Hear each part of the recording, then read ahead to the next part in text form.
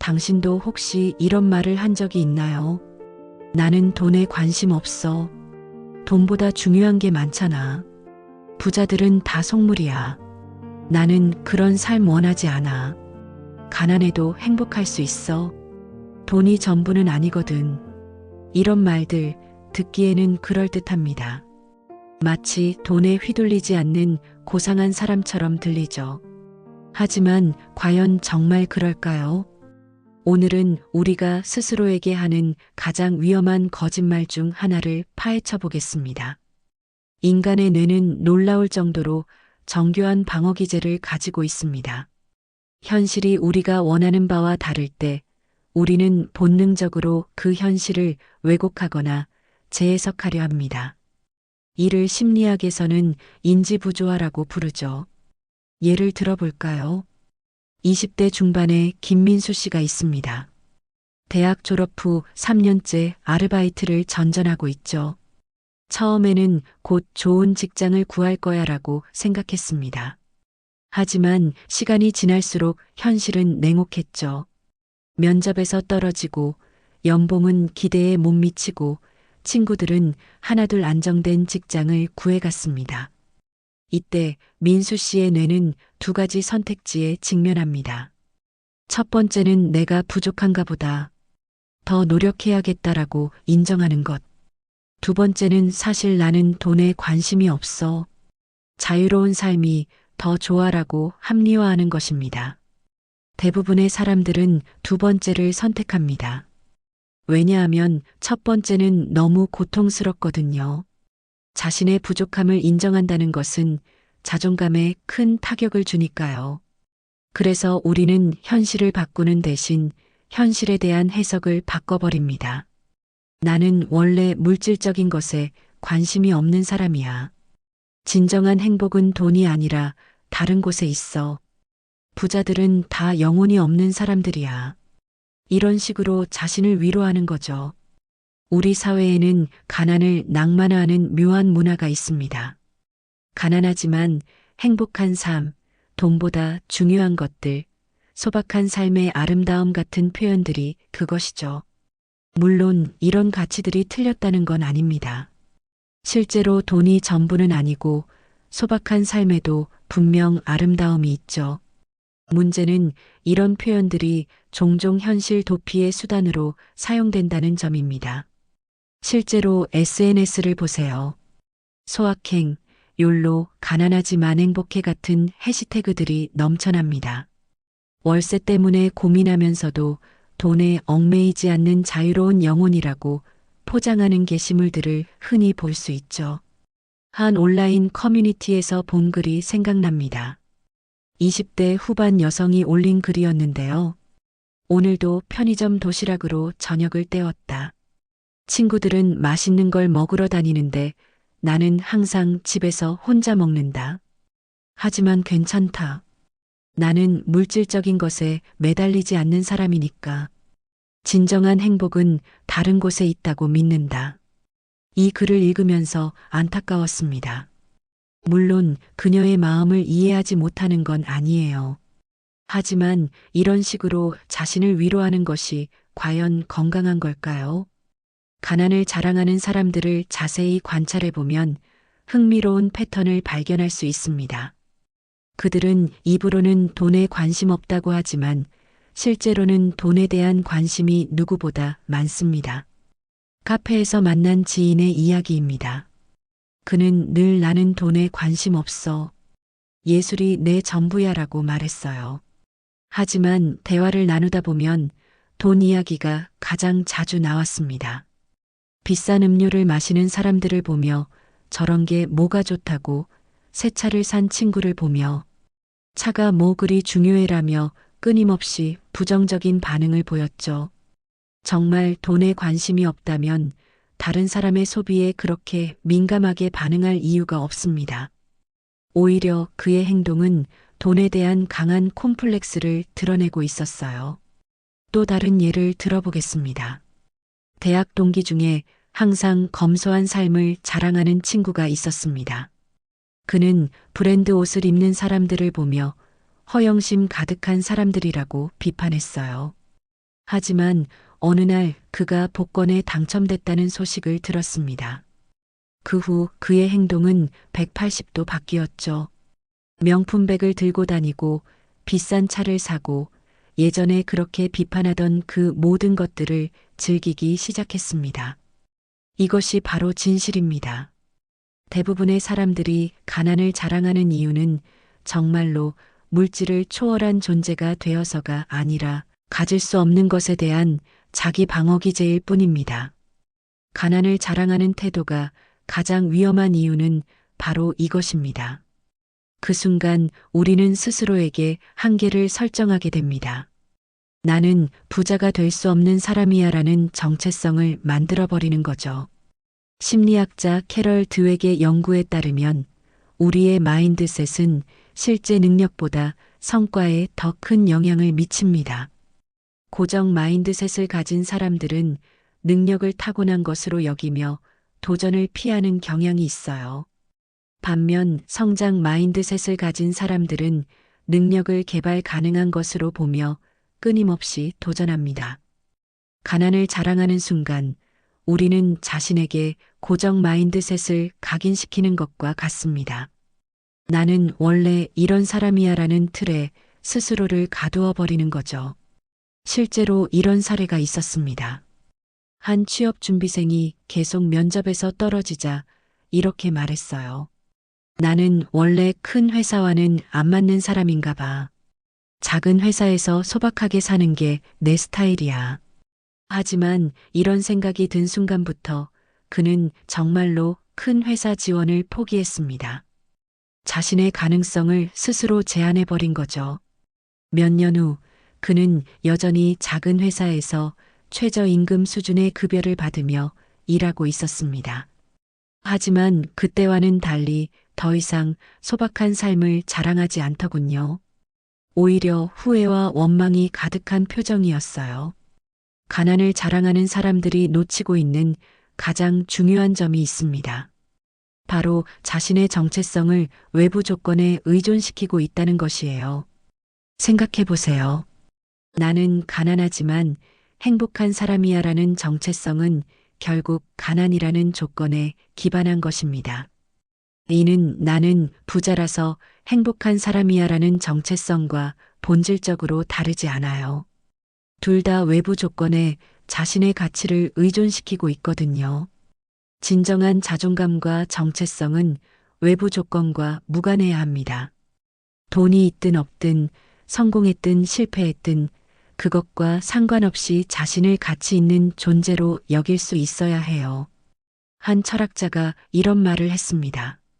자유로운 사람은 가진 것으로 자신을 정의하지 않는다. 또한 갖지 못한 것으로도 자신을 정의하지 않는다. 진정한 지혜가 담긴 말이라고 생각합니다. 그렇다면 우리는 어떻게 해야 할까요? 첫 번째는 현실을 직시하는 용기를 갖는 것입니다.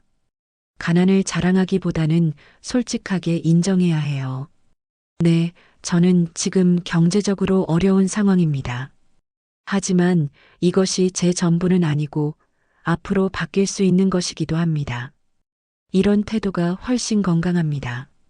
현실을 인정해야 현실을 바꿀 수 있거든요. 부정하고 미화하는 순간 우리는 변화의 가능성을 스스로 차단해 버립니다. 두 번째는 과정에 집중하는 것입니다. 결과보다는 자신이 어떤 노력을 하고 있는지, 어떤 성장을 이루고 있는지에 주목해야 해요.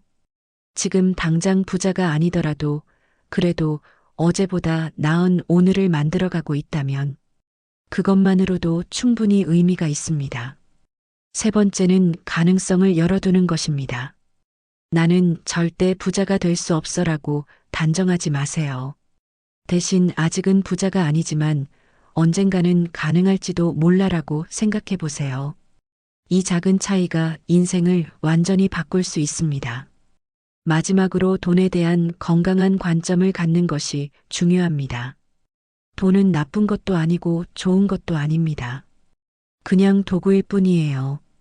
망치가 집을 지을 수도 있고 사람을 다치게 할 수도 있듯이 돈도 어떻게 사용하느냐에 따라 달라집니다. 돈을 악마화할 필요도 없고 신격화할 필요도 없어요. 다만 돈이 우리 삶에 실질적인 영향을 미친다는 사실은 인정해야 합니다. 의료비, 교육비, 주거비 등 기본적인 삶을 영위하는데 돈은 필수적이거든요. 한 가지 분명한 건 가난을 자랑하는 것은 이런 현실을 외면하는 행위라는 점입니다. 그리고 그 순간 우리는 진정한 자유와 선택권을 포기하게 됩니다. 오늘 이 영상을 보고 계신다면 혹시 자신도 가난을 자랑하는 태도를 보인 적이 있는지 돌아보시기 바랍니다. 만약 그렇다면 지금이라도 늦지 않았어요. 그런 태도를 멈추고 새로운 관점을 갖는 것부터 시작하세요. 자신의 현재 상황을 솔직하게 인정하고, 하지만 그것이 영원하지 않다는 가능성을 열어두세요. 그리고 조금씩이라도 변화를 위한 노력을 시작해 보세요. 작은 부업을 알아보거나 새로운 기술을 배우거나 인맥을 쌓는 것도 좋습니다. 중요한 건 변화의 크기가 아니라 변화에 대한 마음가짐입니다. 나는 바뀔 수 있는 사람이야라는 믿음을 갖는 것만으로도 이미 절반은 성공한 것입니다. 가난은 부끄러운 것이 아닙니다. 하지만 그렇다고 자랑할 것도 아니에요. 그냥 현재의 상황일 뿐입니다. 그리고 상황은 언제든 바뀔 수 있습니다. 그 가능성을 스스로 닫아버리지 마세요. 당신 안에는 아직 발견되지 않은 잠재력이 무수히 많습니다. 가난을 자랑하는 순간 그 잠재력들이 영영 빛을 보지 못할 수도 있어요. 하지만 용기를 내어 현실을 직시하고 변화를 추구한다면 언젠가는 지금과는 완전히 다른 삶을 살게 될 것입니다. 그 첫걸음은 바로 지금 가난을 자랑하는 마음을 내려놓는 것부터 시작됩니다. 하지만 여기서 더 중요한 질문이 남아 있습니다. 왜 우리는 이렇게 쉽게 자신에게 한계를 설정하게 될까요? 그리고 이런 생각이 한번 자리 잡으면 왜 그렇게 바꾸기 어려운 걸까요? 다음에는 이 확신이라는 것이 얼마나 강력하면서도 위험한 힘을 가지고 있는지 이야기해 보겠습니다. 우리는 가난을 자랑하는 사람들의 착각에 대해 이야기했습니다. 그런데 여기서 더 깊이 들어가야 할 문제가 있어요. 바로 확신이라는 것 자체가 가진 양면성입니다. 여러분, 혹시 이런 생각을 해본 적이 있나요? 나는 원래 운이 없는 사람이야. 나 같은 사람이 성공할 리 없어. 나는 태생적으로 부자가 될 수 없는 운명이야. 이런 생각들이 단순한 비관론이라고 여기신다면 큰 오산입니다. 이것들은 우리 인생을 송두리째 바꿔버릴 수 있는 강력한 신념 체계입니다. 오늘은 잘못된 자기 확신이 어떻게 우리의 가능성을 말살시키는지, 그리고 그 위험성을 제대로 인식하지 못할 때 어떤 일이 벌어지는지 이야기해 보겠습니다. 확신은 분명 강력한 힘입니다. 확신이 있는 사람은 흔들리지 않고 일관성 있게 행동하며 목표를 향해 나아갑니다. 성공한 사람들의 공통점 중 하나가 바로 자신에 대한 확고한 믿음이죠. 하지만 동전의 양면처럼 확신에는 위험한 측면도 있습니다. 특히 잘못된 방향의 확신은 마치 잘못된 지도를 들고 여행하는 것과 같아요. 아무리 확신을 갖고 걸어도 목적지에 도달할 수 없을 뿐만 아니라 더 깊은 미로 속으로 빠져들게 됩니다. 제가 아는 한 사업가의 이야기를 해드릴게요. 그는 20대 초반에 작은 사업을 시작했다가 실패를 경험했습니다. 그 후 그는 스스로에게 이렇게 말했어요. 나는 사업에 재능이 없는 사람이야. 평생 직장인으로 안전하게 살아가야겠어. 이 확신은 너무나 확고했습니다. 그 후 15년 동안 그는 정말로 직장인으로만 살았어요. 중간에 좋은 사업 기회들이 여러 번 왔지만 그때마다 나는 사업에 맞지 않는 사람이라며 거절했습니다. 그런데 40대 중반이 되어서야 그는 깨달았어요. 자신이 거절했던 사업 기회들 중 몇 개가 실제로 대성공을 거뒀다는 사실을 알게 된 거죠.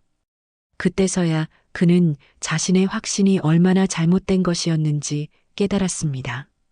나는 절대 부자가 될 수 없다는 확신은 마치 보이지 않는 감옥을 만듭니다. 물리적인 감옥과 달리 이 감옥은 철창도 없고 간수도 없어요. 하지만 그 어떤 감옥보다도 탈출하기 어렵습니다. 왜냐하면 죄수가 간수이자 감옥을 만든 건축가이기 때문이죠. 실제로 이런 사례가 있었습니다. 한 대학생이 취업 준비를 하면서 계속 이런 말을 했어요. 나 같은 평범한 사람이 대기업에 들어갈 수 있을까? 아무래도 무리인 것 같아. 나는 원래 큰 그릇이 아니야. 처음에는 겸손한 태도로 보였습니다. 하지만 시간이 지날수록 이 말들이 그의 행동을 지배하기 시작했어요. 대기업 공고가 나와도 지원하지 않았고 어려운 자격증 시험도 피했습니다. 심지어 네트워킹 행사에 참석할 기회가 있어도 나 같은 사람이 가도 소용없어라며 참석하지 않았어요. 결국 그는 정말로 평범한 중소기업에 취업했습니다. 그리고 지금도 여전히 나는 원래 이 정도 수준이야라고 말하며 살고 있어요. 그의 확신이 현실이 된 것이죠. 하지만 여기서 중요한 건 그가 정말로 능력이 부족했던 것일까요? 아닙니다. 그는 충분히 뛰어난 능력을 가지고 있었어요. 다만 자신에 대한 잘못된 확신이 그 능력을 발휘할 기회를 차단해버린 것 뿐입니다. 심리학에는 자기실현적 예언이라는 개념이 있습니다. 어떤 믿음을 갖고 있으면 그 믿음이 실제로 현실이 되는 현상을 말해요. 나는 실패할 거야 라고 믿으면 정말로 실패하게 되고 나는 성공할 거야 라고 믿으면 성공할 가능성이 높아집니다. 이는 단순한 긍정적 사고와는 다릅니다. 우리의 믿음이 행동을 결정하고 행동이 결과를 만들어내기 때문이에요. 예를 들어 나는 절대 부자가 될 수 없어라고 확신하는 사람을 생각해 보세요. 이 사람은 어떤 행동을 할까요? 투자 공부를 하지 않을 거예요. 부업 기회가 와도 관심을 갖지 않을 것이고 승진을 위한 노력도 소극적일 겁니다. 새로운 기술을 배우거나 인맥을 쌓는 일에도 별로 신경 쓰지 않겠죠. 결과적으로 이 사람은 정말로 부자가 되지 못합니다. 그리고 이 결과를 보며 역시 내 생각이 맞았어라고 자신의 확신을 더욱 굳혀가는 거죠. 반대로 나는 언젠가 부자가 될 수 있어라고 믿는 사람은 어떨까요? 이 사람은 투자에 관심을 갖고 부업 기회를 적극적으로 찾으며 승진을 위해 노력할 거예요. 새로운 기술도 배우고 인맥도 쌓겠죠. 당연히 부자가 될 가능성이 훨씬 높아집니다. 같은 능력을 가진 사람이라도 어떤 확신을 갖느냐에 따라 완전히 다른 인생을 살게 되는 거예요. 최근 뇌과학 연구에 따르면 우리의 믿음과 확신은 실제로 뇌의 구조를 바꾼다고 합니다. 특정한 생각을 반복하면 그와 관련된 신경회로가 강화되고 반대로 사용하지 않는 신경회로는 약해져요. 나는 안 될 거야 라는 생각을 계속 반복하면 뇌는 정말로 안 되는 방향으로 최적화됩니다. 기회를 인식하는 능력이 떨어지고 도전 정신이 약해지며 창의적 사고도 제한됩니다. 한 연구에서 흥미로운 실험을 했어요. 두 그룹의 사람들에게 똑같은 퍼즐 문제를 줬습니다. 하지만 한 그룹에게는 이 문제는 매우 어려워서 대부분 사람이 풀지 못해라고 말했고 다른 그룹에게는 이 문제는 쉬워서 대부분 사람이 금방 풀어라고 말했어요. 결과는 놀라웠습니다. 똑같은 문제임에도 불구하고 쉽다고 들은 그룹이 어렵다고 들은 그룹보다 훨씬 높은 정답률을 보였어요. 사전에 받은 정보가 뇌의 작동 방식을 바꾼 것이죠. 이처럼 확신은 단순한 마음가짐이 아니라 실제로 우리의 인지 능력을 좌우하는 강력한 요소입니다. 더 무서운 건 잘못된 확신의 전염성입니다. 나는 안 되라고 확신하는 사람 주변에는 비슷한 생각을 가진 사람들이 모이게 됩니다. 그리고 서로의 확신을 강화시켜가며 더욱 견고한 신념 체계를 만들어내죠. 제가 아는 어떤 동네에는 우리 동네 사람들은 원래 가난해라는 집단적 확신이 있었어요. 몇 대째 가난하게 살아온 가정들이 모여 있는 곳이었죠. 그곳 사람들은 자녀들에게도 너무 큰 꿈 꾸지 마라. 우리는 원래 이렇게 사는 사람들이야 라고 말했습니다. 당연히 그 동네에서 성공한 사람은 거의 없었어요. 아이들도 부모의 확신을 물려받아 작은 꿈만 꾸며 자랐고 결과적으로 정말로 그런 삶을 살게 되었습니다. 하지만 그 중에서도 몇몇 아이들은 달랐어요. 다른 확신을 가진 선생님이나 멘토를 만났거든요. 그들은 너는 충분히 성공할 수 있어라는 새로운 확신을 심어받았고 실제로 그 동네를 벗어나 크게 성공했습니다. 같은 환경에서 자란 아이들이 왜 다른 결과를 얻었을까요? 바로 확신의 차이 때문입니다. 잘못된 확신의 또 다른 위험은 기회를 인식하는 능력을 떨어뜨린다는 점입니다. 나는 안 되라고 확신하는 사람은 좋은 기회가 와도 그것을 기회로 인식하지 못해요. 실제로 이런 일이 있었습니다. 한 회사에서 새로운 프로젝트 리더를 뽑는다고 공고를 냈어요. 경험은 많지 않아도 되니 의욕 있는 사람은 누구나 지원하라고 했습니다. 사무실에는 비슷한 수준의 직원 2명이 있었어요. 한 명은 나는 아직 준비가 안 됐어. 나 같은 사람이 리더를 할 수 있을까라고 생각했습니다. 다른 한 명은 좋은 기회네. 한번 도전해 볼까라고 생각했어요. 첫 번째 직원은 지원하지 않았고 두 번째 직원은 지원해서 리더로 선발되었습니다. 그 후 두 사람의 커리어는 완전히 달라졌죠. 같은 기회를 받지만 확신의 차이로 인해 전혀 다른 선택을 한 것입니다. 더 놀라운 건 몇 년 후 첫 번째 직원이 이런 말을 했다는 점입니다. 나는 운이 없어. 좋은 기회가 하나도 안 와. 하지만 실제로는 기회가 있었어요. 다만 그는 그것을 기회로 인식하지 못했을 뿐입니다. 잘못된 확신은 인간관계에도 큰 영향을 미칩니다. 나는 별 볼 일 없는 사람이야 라고 확신하는 사람은 자연스럽게 위축된 행동을 보이게 되어요. 사람들과의 만남을 피하거나 소극적으로 행동하거나 자신의 의견을 제대로 표현하지 못합니다. 결과적으로 이런 사람들은 정말로 인간관계에서 소외되기 쉬워요. 그리고 이 결과를 보며 역시 나는 사람들이 좋아하지 않는 타입이야 라고 확신을 더욱 굳혀가는 악순환에 빠집니다.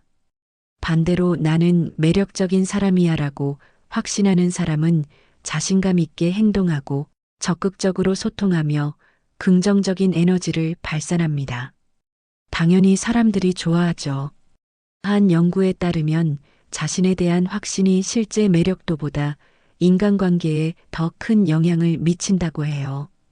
객관적으로 뛰어나지 않아도 자신에 대한 확신이 있으면 사람들이 더 좋아한다는 것이죠. 잘못된 확신이 가장 위험한 이유는 시간이 지날수록 더욱 고착화된다는 점입니다. 처음에는 단순한 추측이었던 것이 점점 굳어져서 변할 수 없는 진실처럼 여겨지게 되어요. 심리학에서는 이를 확증 편향이라고 부릅니다. 자신의 믿음을 뒷받침하는 정보만 받아들이고 반대되는 정보는 무시하거나 왜곡하는 경향을 말해요. 예를 들어 나는 사업에 재능이 없어라고 확신하는 사람이 있다고 해보세요. 이 사람이 사업 실패 사례를 들으면 역시 사업은 위험해라고 생각하지만 사업 성공 사례를 들으면 저 사람은 특별한 케이스야 또는 운이 좋았을 뿐이야 라고 치부해버립니다. 이런 식으로 자신의 확신과 맞는 정보만 선별적으로 받아들이다 보면 확신은 점점 더 강해지고 바꾸기 어려워져요. 몇 년 전에 만난 한 사람이 생각납니다. 그는 나는 영어를 못해라는 확신을 갖고 있었어요. 어릴 때 영어 시험에서 낮은 점수를 받은 경험 때문이었죠. 그 후 20년 동안 그는 영어 공부를 전혀 하지 않았습니다. 영어 공부 관련 이야기가 나오면 나는 어차피 안 되라며 귀를 막았어요. 해외여행을 갈 기회가 있어도 영어 때문에 포기했고 승진에 영어가 필요하다는 말을 들으면 나는 다른 길을 찾겠다고 말했습니다. 40대가 되어서도 여전히 그는 나는 영어를 못하는 사람이야라고 확신하고 있어요. 하지만 정말로 그가 영어를 못하는 사람일까요? 아무도 모릅니다. 그는 20년 동안 한 번도 제대로 시도해 본 적이 없거든요. 잘못된 확신은 창의성도 제한합니다. 나는 창의적이지 못해라고 확신하는 사람은 새로운 아이디어를 내는 것을 두려워하게 되어요. 설령 좋은 아이디어가 떠올라도 이건 별로일 거야라며 스스로 검열해 버립니다. 창의성 연구의 권위자인 테레사 아마빌레 교수의 연구에 따르면 창의성에 가장 큰 영향을 미치는 요소 중 하나가 바로 자기 효능감이라고 해요. 나는 창의적인 일을 할 수 있어라는 믿음이 실제 창의적 성과를 좌우한다는 것이죠. 한 광고회사에서 있었던 일입니다. 두 명의 카피라이터가 있었는데 한 명은 나는 재미있는 아이디어를 잘 못 내라고 항상 말했고 다른 한 명은 나는 언젠가 대박 아이디어를 낼 거야라고 말했어요. 1년 후 결과는 확실했습니다. 두 번째 카피라이터가 훨씬 더 많은 좋은 아이디어를 냈고 승진도 빨랐어요. 능력의 차이가 아니라 확신의 차이였습니다. 잘못된 확신은 학습 능력에도 악영향을 미칩니다. 나는 머리가 나빠라고 확신하는 사람은 새로운 것을 배우는 것을 포기하기 쉬워요. 조금만 어려워도 역시 내가 못하는구나라며 금방 그만둡니다. 스탠포드 대학의 캐럴 드웩 교수는 이를 고정 마인드셋이라고 불렀어요. 능력이 고정되어 있다고 믿는 사람들은 도전을 피하고 실패를 두려워하며 노력하는 것을 의미 없다고 생각합니다. 반대로 성장 마인드셋을 가진 사람들은 능력이 개발 가능하다고 믿어요. 그래서 도전을 즐기고 실패를 학습의 기회로 보며 노력을 통해 발전할 수 있다고 생각합니다. 실제로 같은 학습 프로그램에 참여한 사람들을 조사해 보면 성장 마인드셋을 가진 사람들이 고정 마인드셋을 가진 사람들보다 훨씬 더 큰 발전을 보인다고 해요. 가장 안타까운 건 잘못된 확신이 다음 세대로 전수된다는 점입니다. 나는 안 되라고 확신하는 부모는 자녀에게도 비슷한 메시지를 전달하게 되어요. 너무 큰 꿈 꾸지 마라. 우리 같은 사람들은 원래 이래. 현실적으로 생각해라. 이런 말들이 아이의 가능성을 제한해버립니다. 한 연구에 따르면 부모의 자기 효능감이 자녀의 성취에 직접적인 영향을 미친다고 해요. 부모가 나는 할 수 있어라고 믿는 가정의 아이들이 더 높은 성취를 보인다는 것이죠. 반대로 부모가 우리는 원래 이런 사람들이야라고 확신하는 가정의 아이들은 실제로 그런 삶을 살게 될 가능성이 높습니다. 그렇다면 어떻게 해야 잘못된 확신에서 벗어날 수 있을까요? 첫 번째는 자신의 확신을 의식적으로 점검하는 것입니다. 내가 지금 어떤 확신을 갖고 있는지, 그 확신이 어디서 나온 것인지 돌아보세요. 많은 경우 우리의 확신은 과거에 제한된 경험에 기반합니다. 어릴 때 한두 번의 실패 경험이 평생의 확신이 되어버리는 경우가 많아요. 하지만 그 경험이 정말로 영원한 진실일까요? 두 번째는 작은 실험을 해보는 것입니다. 나는 안 되라는 확신을 한 번에 바꾸려고 하지 마세요. 대신 작은 도전을 통해 그 확신의 균열을 내보는 거예요. 나는 영어를 못해라고 확신한다면 영어 단어 하나씩 외워보세요.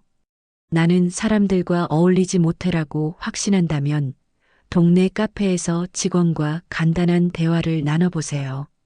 이런 작은 성공 경험들이 쌓이면 확신도 조금씩 바뀌기 시작합니다. 세 번째는 다른 사람의 사례를 찾아보는 것입니다. 나와 비슷한 상황에서 성공한 사람들의 이야기를 들어보세요.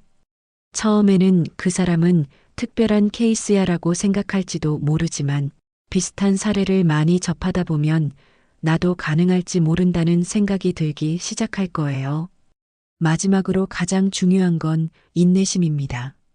확신은 하루아침에 바뀌지 않아요. 수년간 굳어진 신념을 바꾸려면 그만큼의 시간과 노력이 필요합니다. 하지만 포기하지 않고 꾸준히 노력한다면 분명히 바뀔 수 있습니다.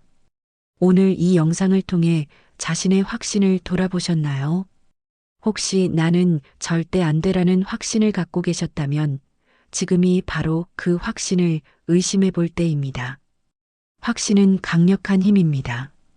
하지만 그 힘이 올바른 방향으로 향할 때만 우리에게 도움이 되어요. 잘못된 확신은 우리의 가능성을 가로막는 가장 큰 장벽입니다. 하지만 다행히 확신은 바꿀 수 있습니다. 오늘부터라도 나는 바뀔 수 있는 사람이야라는 새로운 확신의 씨앗을 심어보세요. 그 씨앗이 자라나 여러분의 인생을 완전히 바꿔놓을 것입니다. 기억하세요. 여러분이 지금 갖고 있는 한계는 진짜 한계가 아닐 수도 있습니다. 다만 여러분이 그렇게 믿고 있을 뿐일지도 모르거든요. 그 믿음을 바꾸는 순간 새로운 가능성의 문이 열릴 것입니다. 그런데 여기서 한 가지 더 생각해 봐야 할 문제가 있습니다. 우리가 이렇게 확신에 매달리게 되는 이유 중 하나가 바로 판단의 기준 자체에 문제가 있기 때문일지도 모른다는 점입니다. 과연 우리는 무엇을 기준으로 사람의 가치를 평가하고 있을까요? 다음에는 이 판단 기준의 오류에 대해 깊이 있게 살펴보겠습니다. 우리는 잘못된 확신이 얼마나 위험한지 이야기했습니다. 그런데 여기서 더 근본적인 질문을 해봐야 할 것 같아요.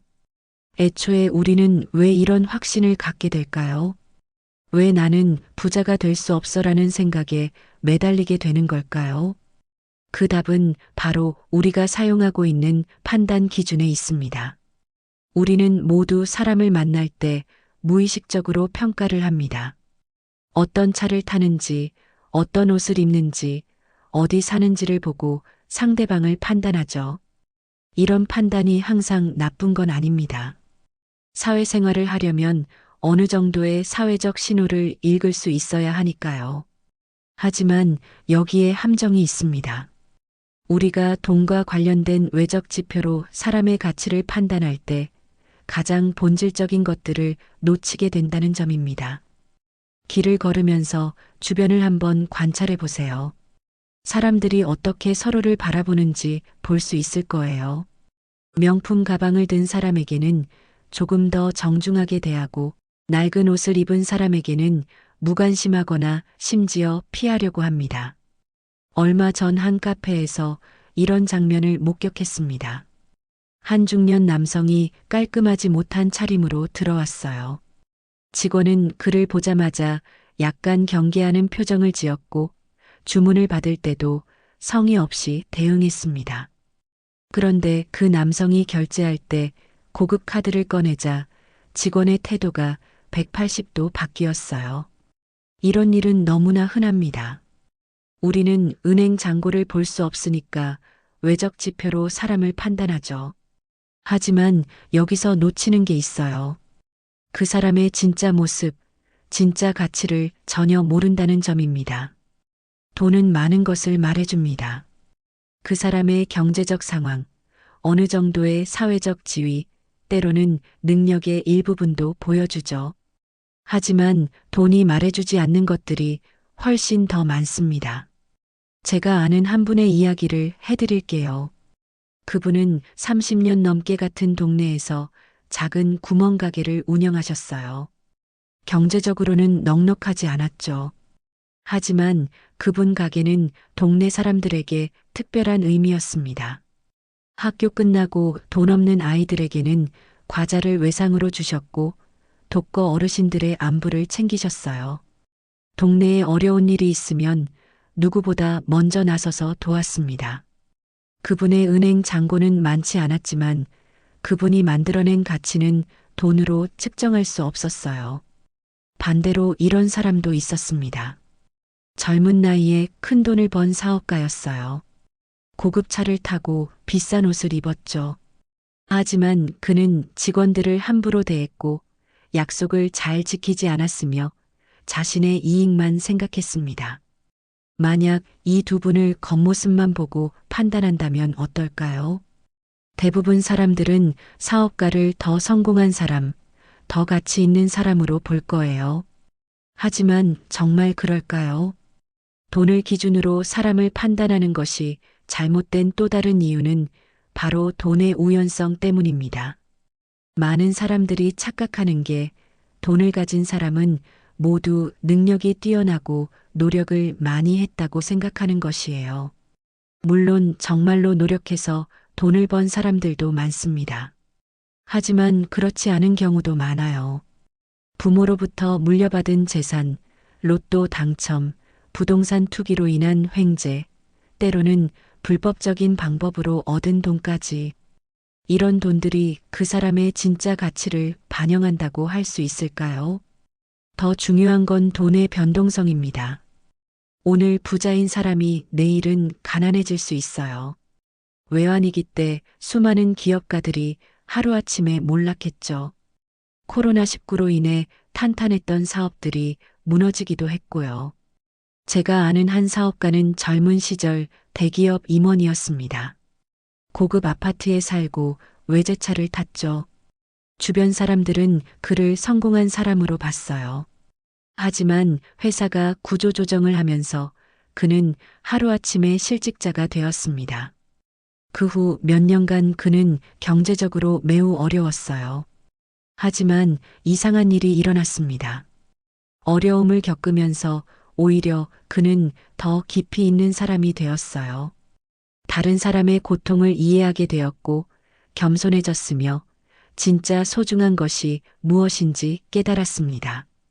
몇 년 후 그는 작은 사업을 다시 시작했고 지금은 적당히 안정된 생활을 하고 있어요. 예전만큼 부유하지는 않지만 훨씬 더 만족스러운 삶을 살고 있습니다. 그렇다면 그는 언제가 더 가치 있는 사람이었을까요? 돈 많았던 임원 시절일까요?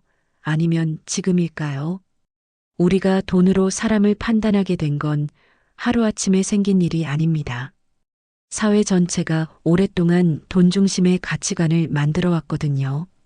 언론에서는 억만장자들의 성공 스토리를 끊임없이 보도합니다. 부자 리스트를 만들고 자산 규모로 사람을 서열화해요. 교육 현장에서도 좋은 대학, 좋은 직장, 높은 연봉이라는 획일적인 성공 공식을 가르칩니다. 결혼 시장에서도 마찬가지예요.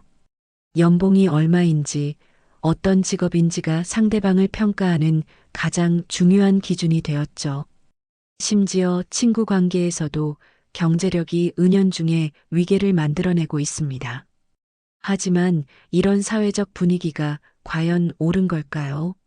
정말로 돈이 많은 사람이 더 행복하고 더 가치 있는 삶을 살고 있을까요? 여러 연구 결과를 보면 흥미로운 사실을 발견할 수 있어요. 일정 수준 이상의 경제력을 갖춘 후에는 돈과 행복의 상관관계가 크게 줄어든다고 합니다. 오히려 인간관계, 건강, 의미 있는 일 등이 행복에 더 큰 영향을 미쳐요. 그런데 우리는 왜 계속 돈을 최고의 가치로 여기고 있을까요? 돈으로 사람을 판단할 때 우리가 놓치는 것들을 구체적으로 생각해 보세요. 첫 번째는 성품입니다. 정직한지, 신뢰할 수 있는지, 다른 사람을 배려하는지, 이런 것들은 돈과 전혀 상관없어요. 오히려 돈이 많아질수록 이런 성품들을 유지하기가 더 어려워지는 경우도 있죠. 두 번째는 지혜입니다. 삶을 통해 얻은 깊이 있는 통찰, 어려움을 헤쳐나가는 힘, 올바른 판단을 내리는 능력. 이런 지혜는 돈이 아니라 경험과 성찰을 통해 얻어지는 것들입니다. 세 번째는 영향력입니다. 다른 사람의 삶에 긍정적인 변화를 만들어내는 힘 말이에요. 돈이 많으면 물질적 도움을 줄 수는 있지만 진정한 영향력은 그 사람의 인격과 철학에서 나옵니다. 제가 아는 한 초등학교 선생님 이야기를 해드릴게요. 그분은 경제적으로는 평범한 월급쟁이였어요. 하지만 30년 동안 수많은 아이들을 가르치면서 그들의 인생에 결정적인 영향을 미쳤습니다. 지금도 중년이 된 제자들이 찾아와서 선생님 덕분에 제 인생이 바뀌었어요 라고 말한다고 해요. 그분이 만들어낸 가치를 돈으로 계산할 수 있을까요? 은행 잔고로는 평범한 사람이지만 진짜 가치로는 어떤 억만장자보다 부유한 분입니다. 네 번째는 예술적 가치입니다. 아름다운 것을 만들어내는 능력, 사람들의 마음을 움직이는 힘. 많은 예술가들이 경제적으로는 어려웠지만 인류에게 엄청난 가치를 남겼어요. 반 고흐는 살아있을 때 그림을 한 점밖에 팔지 못했습니다. 당시 기준으로는 실패한 사람이었죠. 하지만 지금 그의 작품들은 어떤 재벌의 재산보다 더 소중하게 여겨집니다. 다섯 번째는 회복력입니다. 어려움을 이겨내는 힘, 다시 일어서는 용기. 이런 것들은 돈으로 살 수 없는 진짜 자산이에요. 한 노숙인 분의 이야기를 들은 적이 있습니다. 그분은 젊은 시절 사업 실패로 모든 걸 잃었어요. 하지만 절망하지 않고 조금씩 다시 시작했습니다. 폐지를 주우면서도 항상 웃음을 잃지 않았고 자신보다 더 어려운 사람들을 도왔어요. 몇 년 후 그분은 작은 일자리를 구했고 지금은 안정된 생활을 하고 있습니다. 돈으로만 보면 여전히 부유하지 않아요. 하지만 그분의 회복력과 긍정적인 마음가짐은 어떤 돈보다 값진 자산입니다.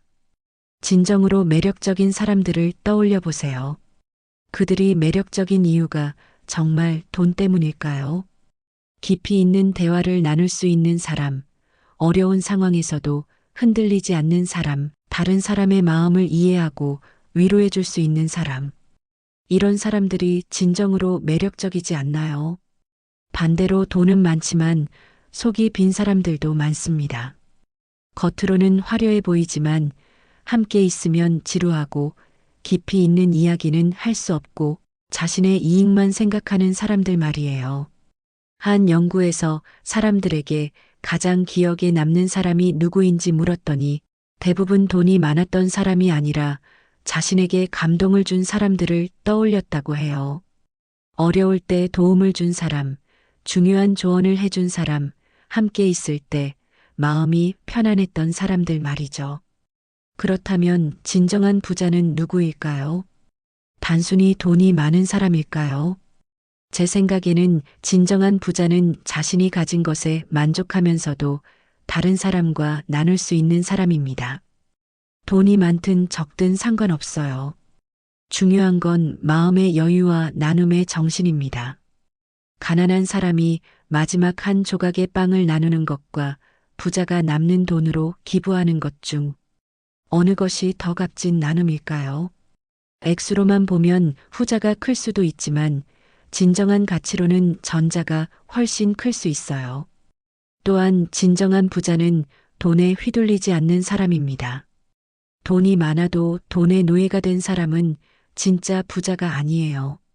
반대로 돈이 적어도 돈에 매이지 않고 자유롭게 사는 사람이 진짜 부자일 수 있습니다. 한 철학자가 이런 말을 했어요. 자유로운 사람은 가진 것에 만족할 줄 아는 사람이다. 더 가지려고 애쓰느라 현재를 놓치는 사람은 가난한 사람이다. 깊이 새겨볼 만한 말이라고 생각합니다. 그렇다면 우리는 어떤 기준으로 사람을 판단해야 할까요? 첫 번째는 그 사람의 행동입니다. 말이 아니라 실제로 어떻게 행동하는지 보세요. 어려운 상황에서 어떤 선택을 하는지, 다른 사람을 어떻게 대하는지, 책임을 지는지 회피하는지, 이런 것들이 그 사람의 진짜 모습을 보여줍니다. 두 번째는 성장하려는 의지입니다. 현재 상황이 어떻든 더 나아지려고 노력하는지, 새로운 것을 배우려고 하는지, 자신의 단점을 인정하고 고치려고 하는지, 이런 태도가 그 사람의 미래를 결정합니다. 세 번째는 다른 사람에게 미치는 영향입니다. 주변 사람들이 그 사람 때문에 더 행복해지는지, 더 나은 사람이 되는지, 진정한 가치는 혼자 가지고 있는 것이 아니라 나누면서 커지는 것이거든요. 네 번째는 역경을 대하는 태도입니다. 어려움이 왔을 때 무너지는지 더 강해지는지, 다른 사람을 원망하는지, 자신을 돌아보는지, 이런 것들이 그 사람의 진짜 크기를 보여줍니다. 마지막으로는 꿈과 가치관입니다. 무엇을 중요하게 여기는지, 어떤 삶을 살고 싶어 하는지, 돈만을 추구하는 사람과 의미 있는 일을 하고 싶어 하는 사람 중 누가 더 매력적일까요? 개인이 바뀌면 사회도 바뀝니다. 우리 한 사람 한 사람이 돈이 아닌 진짜 가치로 사람을 판단하기 시작하면 사회 전체의 가치관도 조금씩 바뀔 거예요. 상대방이 어떤 차를 타는지보다는 어떤 사람인지에 관심을 가져보세요. 연봉이 얼마인지보다는 어떤 일을 하고 있는지, 그 일에 얼마나 열정을 갖고 있는지 물어보세요. 명품을 갖고 있는지보다는 어떤 꿈을 갖고 있는지, 브랜드보다는 그 사람만의 독특한 매력이 무엇인지 찾아보세요.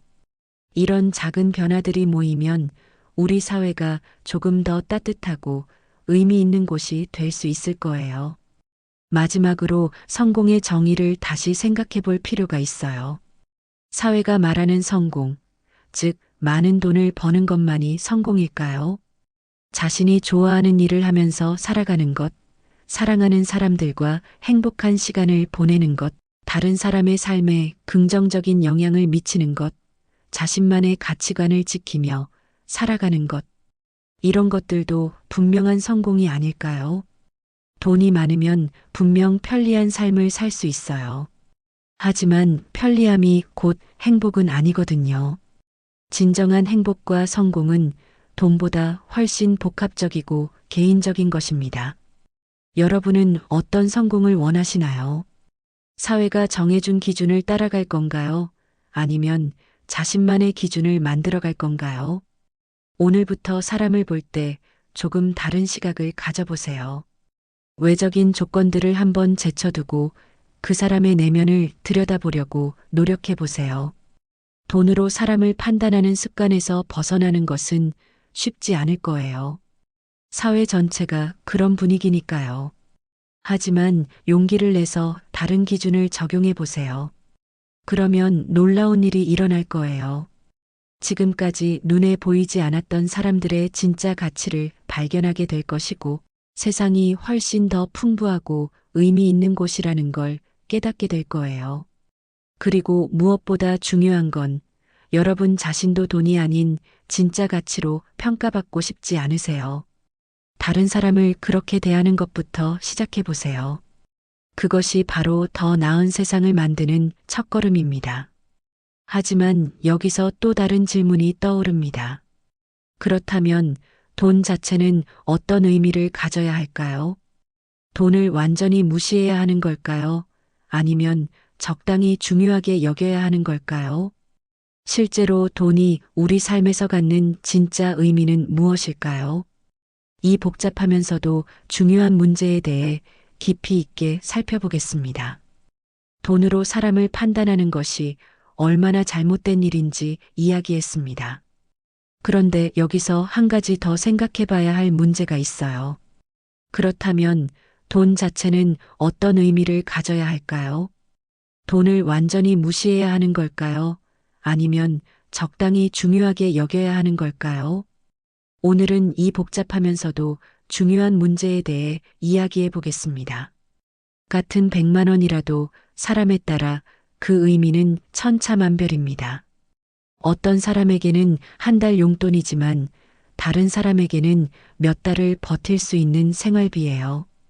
또 어떤 사람에게는 꿈에 그리던 여행 자금이지만 다른 사람에게는 그저 은행에 넣어둘 돈 중 하나일 뿐이죠. 이처럼 돈은 절대적인 가치가 아니라 상대적인 의미를 갖습니다. 제가 몇 년 전에 경험한 일입니다. 같은 날 두 명의 친구를 만났는데 둘 다 10만 원을 잃어버렸다고 하더군요. 하지만 두 사람의 반응은 완전히 달랐어요. 첫 번째 친구는 아르바이트로 생활하는 대학생이었어요. 그에게 10만 원은 한 주 내내 아르바이트에서 번 돈이었죠. 그는 정말 절망적이었습니다. 이번 주 생활비가 없어졌거든요. 밥도 제대로 못 먹게 되었고 친구들과의 약속도 취소해야 했어요. 두 번째 친구는 직장을 다니는 사회초년생이었습니다. 그에게도 10만 원은 적지 않은 돈이었지만 생활에 큰 지장은 없었어요. 그는 아쉽긴 하지만 뭐 어쩔 수 없지라는 정도의 반응을 보였습니다. 같은 금액이지만 그들의 삶에 미치는 영향은 완전히 달랐어요. 이것이 바로 돈의 상대성입니다. 사람들이 돈을 바라보는 관점은 자신이 자란 환경에 크게 영향을 받습니다. 어릴 때부터 돈 걱정을 하며 자란 사람과 풍족한 환경에서 자란 사람은 돈에 대해 완전히 다른 감각을 갖게 되어요. 가난한 집에서 자란 사람들은 돈 한 푼 한 푼의 소중함을 잘 알죠. 그들에게 돈은 생존과 직결된 문제예요. 반면 부유한 집에서 자란 사람들은 돈을 당연한 것으로 여기는 경우가 많습니다. 그들에게 돈은 공기와 같은 존재일 수 있어요. 한 연구에서 흥미로운 결과가 나왔습니다. 같은 액수의 돈을 주고 행복도를 측정했더니 평소 소득이 낮은 사람들이 더 큰 행복감을 느꼈다고 해요. 반대로 평소 소득이 높은 사람들은 상대적으로 작은 행복감을 보였습니다. 이는 경제학에서 말하는 한계 효용 체감의 법칙과도 일치해요. 가진 것이 적을수록 추가로 얻는 것의 가치가 크고 이미 많이 가진 사람에게는 추가로 얻는 것의 가치가 작다는 것이죠. 돈에 대한 인식은 문화적 배경에 따라서도 크게 달라집니다. 어떤 문화에서는 검소함과 절약을 미덕으로 여기지만 다른 문화에서는 소비와 과시를 성공의 상징으로 봅니다. 예를 들어 전통적인 유교 문화에서는 과도한 물질적 욕망을 경계했어요. 군자는 재물에 욕심내지 않는다는 가르침이 있었죠. 반면 현대의 자본주의 문화에서는 부의 축적을 개인의 능력과 성취로 평가하는 경향이 있습니다. 제가 아는 한 할아버지는 평생 검소하게 사셨어요. 충분한 돈이 있었지만 항상 아껴 쓰셨죠. 그분에게 돈은 함부로 쓰면 안 되는 소중한 것이었습니다. 반면 그분의 손자는 돈을 자유롭게 쓰는 걸 당연하게 여겼어요. 같은 가족이라도 세대에 따라 돈에 대한 관점이 이렇게 다를 수 있습니다. 어느 쪽이 옳고 그른 게 아니에요. 그냥 다른 것뿐입니다. 같은 경제적 상황에 있어도 개인의 성격에 따라 돈을 대하는 태도가 달라집니다. 완벽주의 성향이 강한 사람들은 돈 관리도 완벽하게 하려고 해요. 가계부를 세세하게 적고 투자도 신중하게 하죠. 이런 사람들에게 돈은 통제해야 할 대상입니다. 반면 자유분방한 성격의 사람들은 돈을 유연하게 생각해요. 계획보다는 즉흥적으로 쓰는 경우가 많고 돈에 대해 크게 스트레스 받지 않습니다. 불안감이 많은 사람들은 돈을 안정감의 원천으로 여겨요. 통장 잔고가 많을수록 마음이 편해지죠. 하지만 모험을 좋아하는 사람들은 돈을 새로운 경험을 위한 수단으로 봅니다. 어떤 성격이 더 좋다고 할 수는 없어요. 중요한 건 자신의 성격을 이해하고 그에 맞는 돈 관리를 하는 것입니다. 나이와 인생 단계에 따라서도 돈의 의미는 크게 달라집니다. 20대에는 돈보다 경험과 성장에 더 가치를 두는 경우가 많아요. 여행을 가거나 새로운 것을 배우는데 돈을 쓰는 것을 주저하지 않죠. 이 시기에는 미래에 대한 투자로서 돈을 바라봅니다. 30대가 되면 안정성에 더 관심을 갖게 되어요. 결혼, 출산, 내 집 마련 등을 고려하면서 돈을 모으기 시작합니다. 이때는 돈이 미래의 계획을 실현하기 위한 수단이 됩니다. 40대에는 자녀 교육비와 부모님 병원비 등으로 지출이 늘어나요. 이 시기에는 돈이 책임을 다하기 위한 도구가 됩니다. 50대 이후에는 은퇴 준비에 집중하게 되죠. 건강과 노후 안정을 위한 수단으로 돈을 바라보게 됩니다. 각 단계마다 돈의 의미와 중요도가 다르기 때문에 획일적인 기준으로 돈을 평가하는 것은 무의미해요. 같은 사람이라도 처한 상황에 따라 돈에 대한 절실함이 달라집니다. 건강할 때는 돈보다 다른 것들이 더 중요하게 느껴질 수 있어요. 하지만 병에 걸리면 치료비를 마련하는 것이 가장 급한 일이 되죠. 직장이 안정적일 때는 돈에 대해 여유롭게 생각할 수 있지만 실직하면 당장의 생활비가 절실해집니다. 가족이 위기에 처했을 때도 마찬가지예요. 평소에는 돈을 그리 중요하게 여기지 않던 사람도 가족을 위해서는 돈이 절실해질 수 있습니다. 제가 아는 한 분은 평소 검소하게 사시는 분이었어요. 돈에 대해 별로 관심이 없으셨죠? 하지만 자녀가 심각한 병에 걸리자 치료비를 마련하기 위해 할 수 있는 모든 일을 다 하셨습니다. 상황이 바뀌면 우선순위도 바뀌는 것이 자연스러운 일이에요. 문제는 돈을 절대적 기준으로 볼 때 생깁니다. 돈을 과도하게 중요하게 여기거나 반대로 전혀 중요하지 않다고 무시하는 것 모두 위험한 태도예요. 돈을 지나치게 숭배하는 사람들을 보면 안타깝습니다. 그들은 돈을 위해 건강을 해치고 인간관계를 포기하고 자신의 가치관까지 버리는 경우가 있어요. 돈이 수단이 아니라 목적이 되어버린 거죠. 한 사업가를 알고 있는데 그는 돈을 벌기 위해 가족과의 시간을 포기했어요.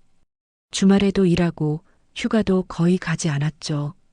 결국 많은 돈을 벌었지만 가족들과는 멀어졌고 건강도 잃었습니다. 그는 성공했을까요? 반대로 돈을 지나치게 무시하는 것도 문제예요. 돈이 없으면 기본적인 생활도 어렵고 꿈을 실현하기도 힘들어집니다. 돈을 악으로 여기며 아예 신경 쓰지 않는 것도 현실적이지 못한 태도예요. 한 예술가를 아는데 그는 돈을 더럽다고 여기며 돈 버는 일을 하지 않았어요. 예술에만 집중하겠다고 했죠. 하지만 결국 생활고에 시달리다가 예술 활동도 제대로 할 수 없게 되었습니다. 그렇다면 어떻게 돈과 건강한 관계를 맺을 수 있을까요? 첫 번째는 돈을 도구로 보는 관점입니다. 돈 자체가 목적이 아니라 원하는 삶을 살기 위한 수단이라고 생각하는 거예요. 이렇게 보면 돈에 휘둘리지 않으면서도 필요할 때는 적극적으로 돈을 벌 수 있습니다. 두 번째는 충분함의 기준을 정하는 것입니다. 얼마가 있으면 만족할 것인지 미리 정해두는 거예요. 기준이 없으면 끝없이 더 많은 돈을 원하게 되거든요. 세 번째는 돈과 관련된 가치관을 명확히 하는 것입니다. 돈보다 더 중요한 것이 무엇인지, 돈을 위해 포기할 수 없는 것이 무엇인지 정해두세요. 네 번째는 상황에 따른 유연성을 갖는 것입니다. 상황이 바뀌면 돈에 대한 우선순위도 바뀔 수 있다는 것을 인정하세요. 흥미로운 건 상대적 관점에서 보면 대부분의 사람들이 이미 풍요로운 삶을 살고 있다는 점입니다. 전 세계적으로 보면 하루 $2 미만으로 살아가는 사람들이 아직도 많아요. 우리가 당연하게 여기는 것들, 깨끗한 물, 전기, 인터넷, 교육 기회 등이 모든 사람에게 주어지는 건 아닙니다. 역사적으로 보면 더욱 그래요. 100년 전 왕족들도 누리지 못했던 편의를 우리는 일상적으로 누리고 있어요. 전 세계 정보에 즉시 접근할 수 있고 비행기로 어디든 갈 수 있으며 최신 의료 서비스를 받을 수 있죠. 이런 관점에서 보면 우리는 이미 충분히 부유한 삶을 살고 있는 것일지도 모릅니다. 경제학에는 상대적 박탈감이라는 개념이 있어요. 절대적으로는 풍요롭지만 다른 사람과 비교해서 상대적으로 적게 가졌다고 느끼면 불행해진다는 것이죠. 반대로 감사의 마음을 갖는 것은 풍요로움을 느끼는 가장 확실한 방법입니다. 이미 가진 것에 감사할 줄 아는 사람은 같은 조건에서도 더 행복하게 살 수 있어요. 한 연구에서 감사 일기를 쓰는 사람들과 그렇지 않은 사람들을 비교했더니 감사 일기를 쓴 사람들이 더 높은 삶의 만족도를 보였다고 해요. 같은 상황이라도 관점에 따라 느끼는 풍요로움이 달라지는 거죠. 돈이 할 수 있는 일과 할 수 없는 일을 구분하는 것도 중요해요. 돈으로 할 수 있는 일들이 있습니다. 편안한 생활, 좋은 교육, 건강관리, 여행과 경험, 다른 사람 돕기 등이죠. 이런 것들은 분명히 삶의 질을 높여줍니다. 하지만 돈으로 할 수 없는 일들도 많아요. 진정한 사랑, 건강한 인간관계, 내면의 평화, 삶의 의미, 진정한 행복 등은 돈으로 살 수 없는 것들입니다. 돈의 한계를 인식하면 돈에 대한 욕망도 적절한 수준에서 조절할 수 있어요.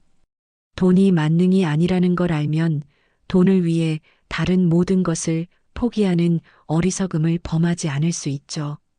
결국 돈에 대한 올바른 관점은 사람마다 다를 수밖에 없어요. 자신의 상황, 가치관, 목표에 맞는 돈의 철학을 만들어야 합니다. 어떤 사람에게는 최소한의 안정성만 확보하고 나머지는 경험과 관계에 투자하는 것이 맞을 수 있어요. 다른 사람에게는 충분한 재정적 기반을 마련한 후에 다른 것들을 추구하는 것이 맞을 수도 있고요. 중요한 건 남의 기준에 휘둘리지 않는 것입니다. 사회가 말하는 성공이나 주변 사람들의 기대보다는 자신만의 기준을 갖는 것이 중요해요. 그리고 그 기준은 고정된 것이 아니라 상황에 따라 조정될 수 있다는 것도 인정해야 합니다. 무엇보다 중요한 건 돈의 노예가 되지 않는 것입니다. 돈을 위해 자신의 가치관을 버리거나 소중한 사람들을 포기하거나 건강을 해치는 것은 본말이 전도된 일이에요. 돈은 좋은 하인이지만 나쁜 주인입니다. 돈을 잘 활용하면 더 나은 삶을 살 수 있지만 돈에 지배당하면 삶이 불행해질 수 있어요. 자신이 돈의 주인인지 노예인지 확인하는 방법이 있습니다. 돈 때문에 하고 싶지 않은 일을 억지로 하고 있다면, 돈 때문에 소중한 관계를 포기하고 있다면, 돈 걱정 때문에 밤잠을 이루지 못한다면 이미 돈의 노예가 되었을 가능성이 높아요.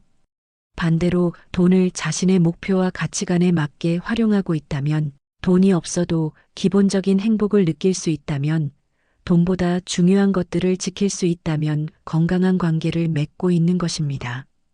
오늘 이 영상을 보신 후에는 자신만의 돈 철학을 한번 정리해 보시기 바랍니다.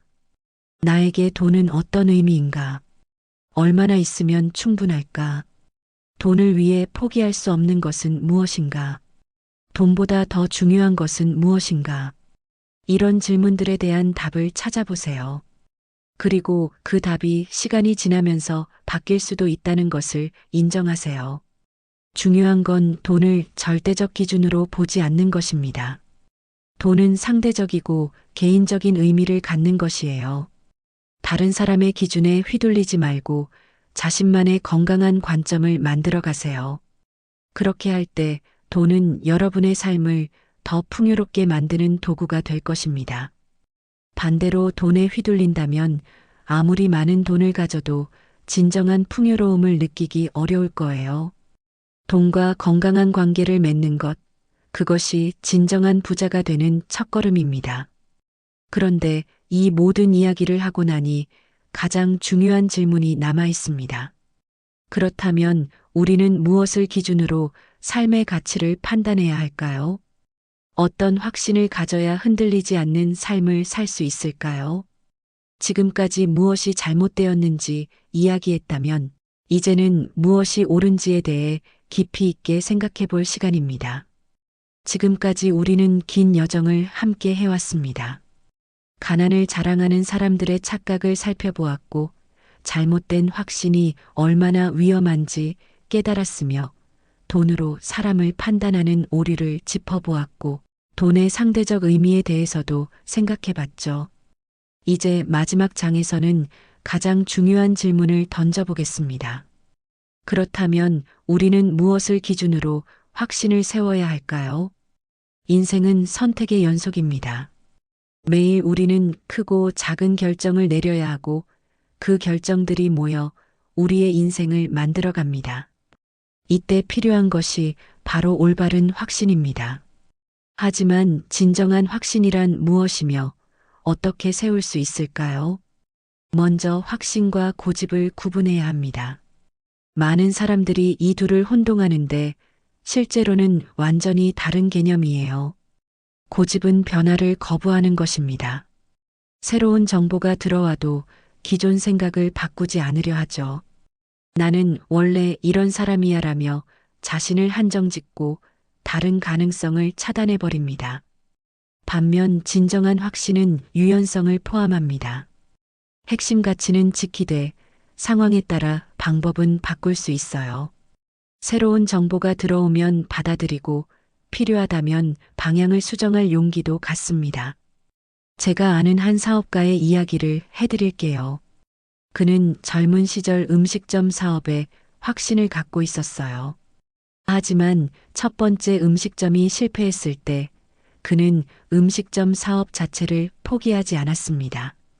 대신 무엇이 잘못됐는지 분석했고 새로운 방법을 시도했어요.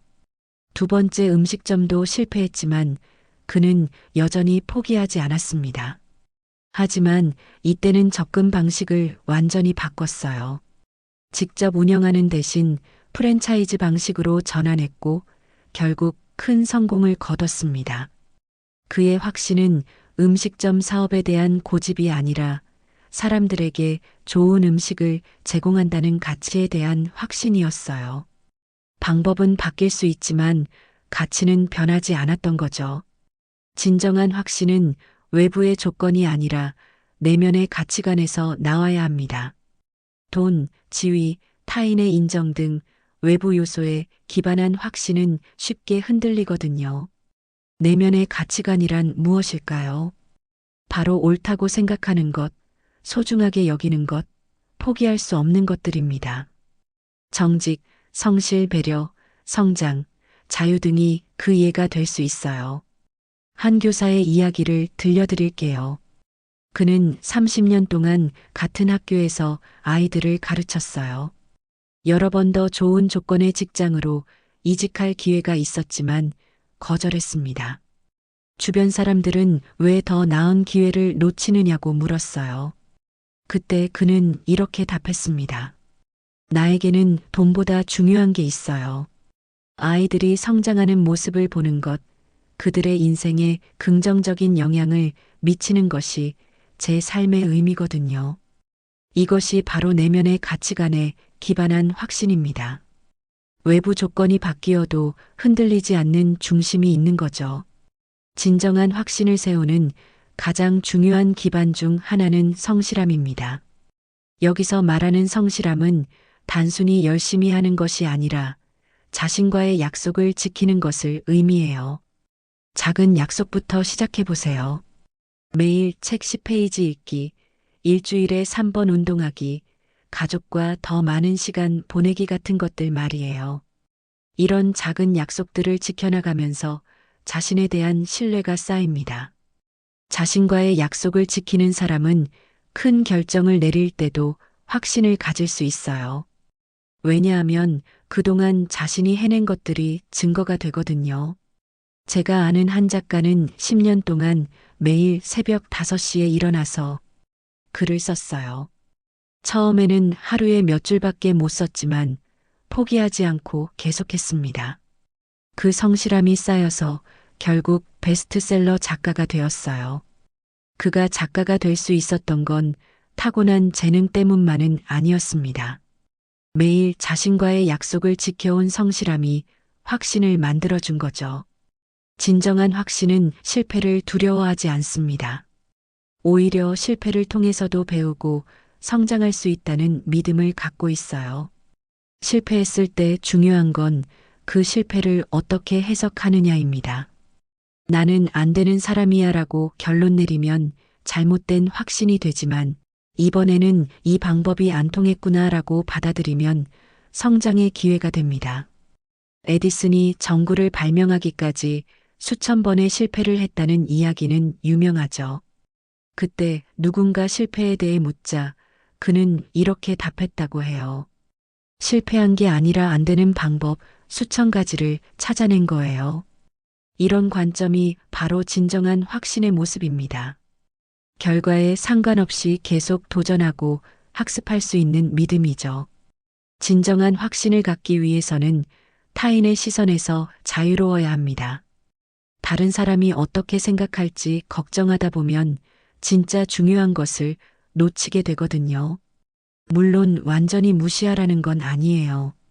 건설적인 조언은 받아들여야 하죠. 하지만 남의 기대에 맞추기 위해 자신을 포기해서는 안 됩니다. 한 화가의 이야기입니다. 그는 자신만의 독특한 화풍을 갖고 있었지만 주변에서는 더 대중적인 스타일로 그려야 팔린다고 조언했어요. 한동안 그는 갈등했습니다. 하지만 결국 자신의 길을 가기로 결정했어요. 처음에는 그림이 잘 팔리지 않았지만 시간이 지나면서 그의 독특함이 오히려 큰 장점이 되었습니다. 지금은 많은 사람들이 그의 그림을 찾고 있어요. 만약 그가 남의 말에 휘둘려 자신의 스타일을 버렸다면 어떻게 되었을까요? 평범한 화가 중 하나가 되었을 거예요. 진정한 확신은 장기적 관점을 갖습니다. 당장의 결과보다는 10년, 20년 후를 생각하며 결정을 내려요. 요즘 사회는 빠른 성과를 요구합니다.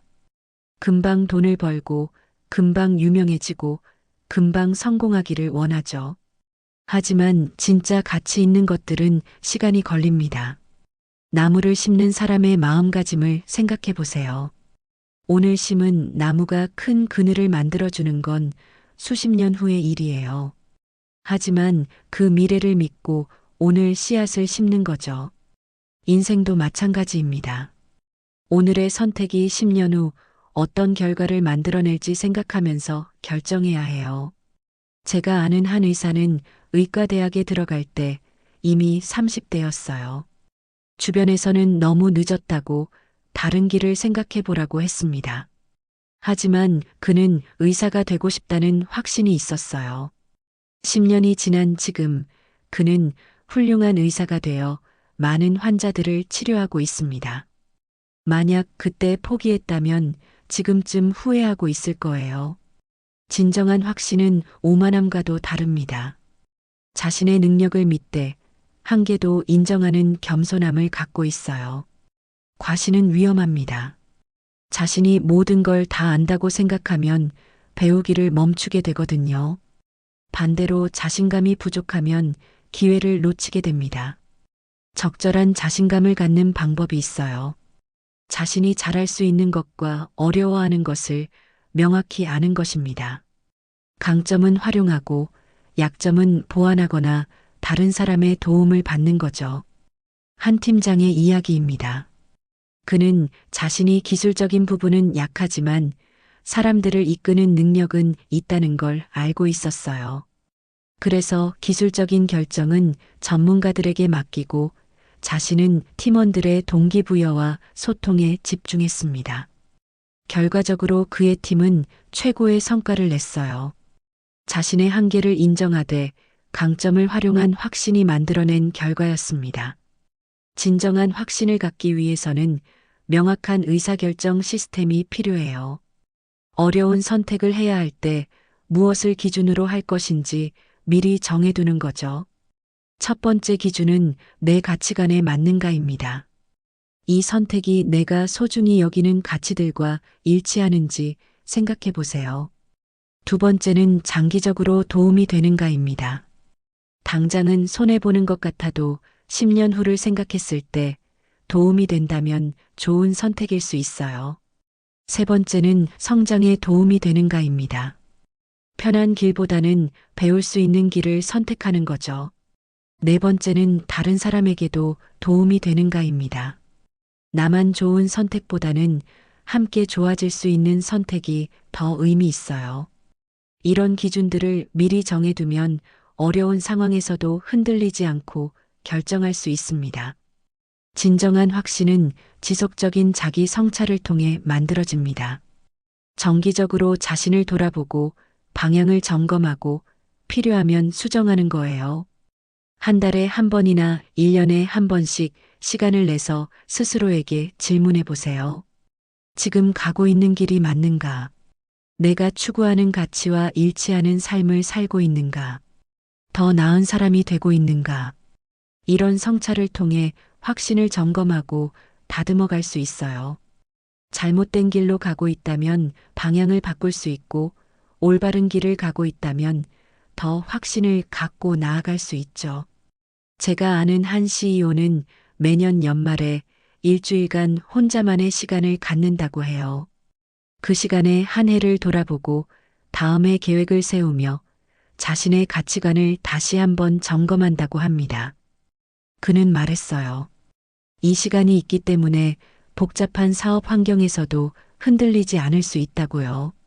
진정한 확신을 갖기 위해서는 좋은 인간관계도 중요합니다. 서로 격려하고 조언해 줄 수 있는 사람들과 함께 해야 해요. 여기서 주의할 점이 있습니다. 무조건 칭찬만 해주는 사람들만 있으면 안 돼요. 때로는 쓴소리도 해줄 수 있는 사람들이 필요합니다. 진짜 친구는 내가 잘못된 길로 갈 때 솔직하게 말해주는 사람이에요. 비록 듣기 어려워도 나를 위해서 진실을 말해주는 거죠. 동시에 내가 어려울 때 힘을 주고 성공했을 때 함께 기뻐해 줄 수 있는 사람들도 필요해요. 이런 관계들이 확신을 더욱 단단하게 만들어줍니다. 마지막으로 진정한 확신은 실천을 통해 검증되어야 합니다. 아무리 좋은 생각이라도 행동으로 옮기지 않으면 의미가 없어요. 작은 실천부터 시작해 보세요.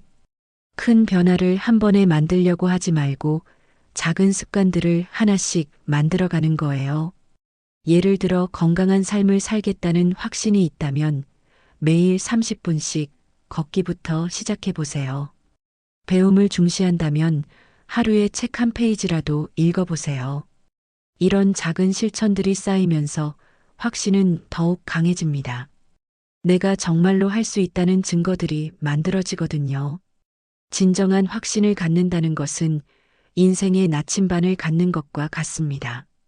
어떤 어려움이 와도 방향을 잃지 않을 수 있고 다른 사람의 말에 쉽게 흔들리지 않을 수 있어요. 더 중요한 건 이런 확신이 다른 사람들에게도 긍정적인 영향을 미친다는 점입니다. 확신 있는 사람 주변에는 자연스럽게 사람들이 모이게 되고 그들도 함께 성장하게 됩니다. 진정한 확신은 전염성이 있어요. 한 사람의 확신이 가족을 바꾸고 팀을 바꾸고 더 나아가 사회를 바꿀 수도 있습니다. 우리가 지금까지 함께 나눈 이야기들을 다시 한번 정리해 보면서 마무리하겠습니다. 첫째, 가난을 자랑하는 것은 스스로에게 한계를 설정하는 위험한 행동입니다. 현실을 직시하고 가능성을 열어두는 용기가 필요해요. 둘째, 잘못된 확신은 우리의 인생을 망칠 수 있습니다. 확신을 점검하고 필요하면 바꿀 수 있는 유연성을 가져야 합니다. 셋째, 돈으로 사람을 판단하는 것은 본질을 놓치는 일입니다. 진정한 가치는 내면의 깊이에서 나온다는 것을 기억하세요. 넷째, 돈은 상대적이고 개인적인 의미를 갖습니다. 자신만의 건강한 돈 철학을 만들어가는 것이 중요해요. 다섯째, 진정한 확신은 내면의 가치관과 성실한 실천에서 나옵니다. 외부 조건이 아닌 내면의 힘으로 삶을 살아가세요. 여러분도 오늘부터 진정한 확신을 세워보시기 바랍니다. 외부 조건이 아닌 내면의 가치관에 기반해서 성실함과 꾸준한 실천을 바탕으로 장기적 관점을 갖고 말이에요. 그 확신이 여러분의 인생을 더욱 의미 있고 풍요롭게 만들어줄 것입니다. 그리고 여러분의 확신이 주변 사람들에게도 좋은 영향을 미쳐서 함께 더 나은 세상을 만들어갈 수 있을 거예요. 진정한 확신, 그것은 인생에서 가장 소중한 자산 중 하나입니다. 그 자산을 만들어가는 여정이 바로 성장이고 그 성장이 진정한 성공이라고 할 수 있을 것입니다. 여러분 한 사람 한 사람이 진정한 확신을 가질 때, 그때 비로소 우리 사회는 더욱 건강하고 희망찬 곳이 될 것입니다. 그 변화는 바로 여러분에게서 시작됩니다.